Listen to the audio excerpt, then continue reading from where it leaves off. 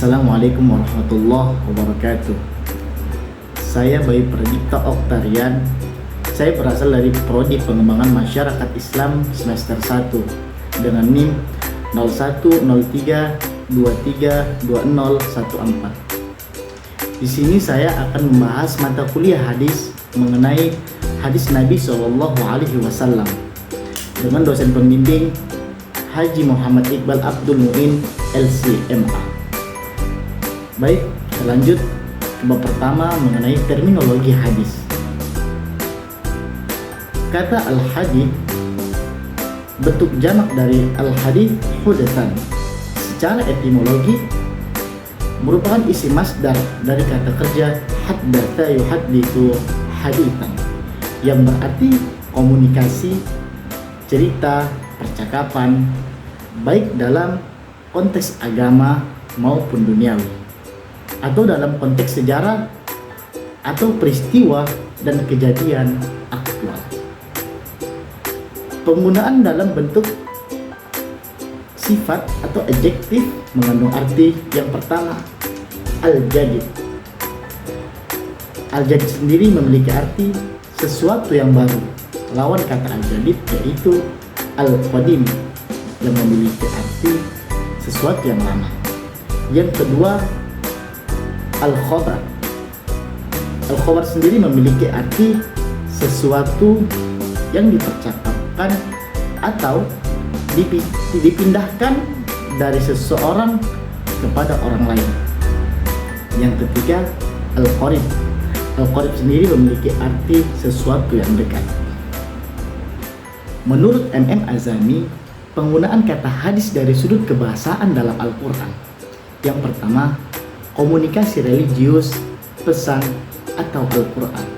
Sebagaimana Allah berfirman dalam Quran surah Az-Zumar ayat 23 yang berbunyi, Allahu nazzala ahsanal hadithi kitabah.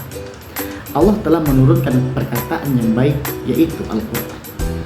Yang kedua, cerita duniawi atau kejadian alam pada umumnya. Allah berfirman dalam Quran surah Al-An'am ayat 68 yang berbunyi, wa idza ra'aital ladina yakhuduna fi ayatina fa'rid anhum hatta yakhudu fi hadithi ghairi. Dan apabila kamu melihat orang-orang yang memperolok-olok ayat-ayat kami, maka tinggalkan mereka sehingga mereka membicarakan perkataan yang lain. Yang ketiga, cerita sejarah atau historical stories. Allah berfirman dalam Quran surah Toha ayat 9 yang berbunyi, hal ataka hadithu Musa. Dan apakah telah sampai kepadamu cerita Musa? Yang keempat, rahasia atau percakapan yang masih hangat. Allah berfirman dalam Quran surah At-Tahrim ayat 3 yang berbunyi, wa id asarran nabiyyu ila ba'di azwajihi hadithan. Dan ingatlah ketika Nabi membicarakan secara rahasia kepada salah seorang dari istri-istrinya suatu peristiwa. Secara terminologi, ahli hadis, ahli fikih, dan ulama fikih berbeda pendapat dalam pemberian pengertian hadis. Di kalangan ahli hadis sendiri ada beberapa definisi. Ada yang mendefinisikan bahwa hadis adalah aqwalun Nabi sallallahu alaihi wasallam wa af'aluhu wa ahwaluhu. Segala perkataan Nabi sallallahu alaihi wasallam, perbuatan dan hal ihwalnya. Yang kedua, sunnah. Secara etimologi, sunnah berarti jalan yang lurus dan berkesinambungan yang baik maupun yang buruk. Secara terminologi, sunnah sendiri adalah segala sesuatu yang berkaitan dengan Nabi Shallallahu Alaihi Wasallam, baik berbentuk perkataan, perbuatan, takrib yang pantas untuk dijadikan dalil dalam menetapkan hukum syar'i. Yang ketiga, khobar. Secara etimologi, khobar berarti an-naba atau berita. Secara terminologi, khobar memiliki 3 pendapat.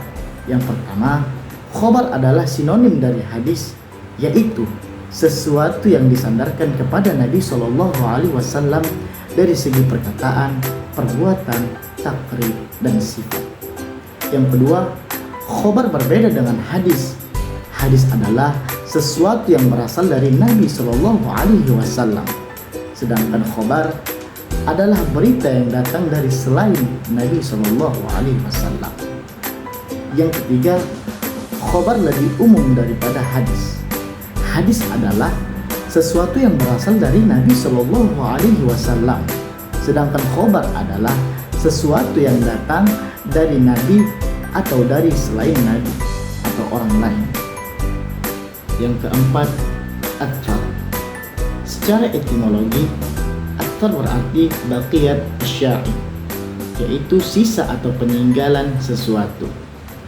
Secara terminologi, athar sendiri memiliki dua pendapat. Yang pertama, athar adalah sinonim dari hadis, yaitu segala sesuatu yang berasal dari Nabi Shallallahu Alaihi Wasallam. Yang kedua, athar adalah berbeda dengan hadis, yaitu ma udifu ila sahabati wat tabi'ina min aqwali wa af'ali, sesuatu yang disandarkan kepada sahabat dan tabi'in yang terdiri atas perkataan dan perbuatan. Dari keempat pembahasan tentang hadis, sunnah, khobar maupun athar, dapat kita tarik suatu kesimpulan atau pengertian bahwa keempat istilah tersebut pada dasarnya memiliki kesamaan.